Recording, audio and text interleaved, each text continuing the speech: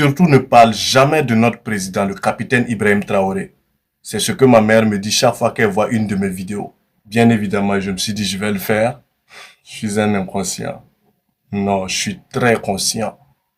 Détendez-vous, ça va bien se passer. Tout d'abord, il faut que vous sachiez que lors du dernier recensement, il y a eu plus de 60 ethnies qui ont été répertoriées comme vivant sur notre territoire au Burkina ici.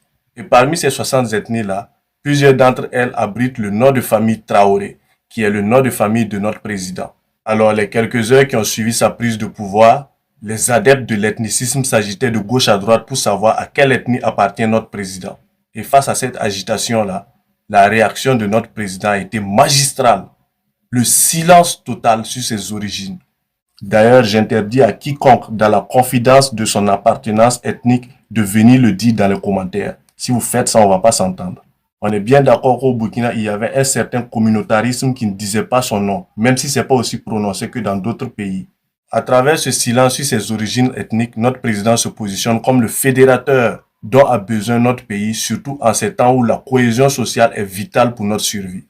Et en faisant délibérément le choix de taire son appartenance ethnique, notre président nous fait comprendre que on a beau être Boaba, Moussi, Sénoufo, Samou, on est d'abord et avant tout des Burkinabés.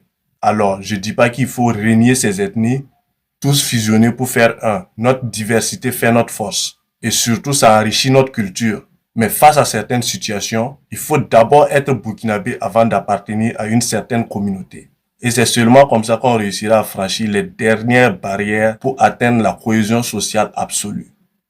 Prenez soin de vous.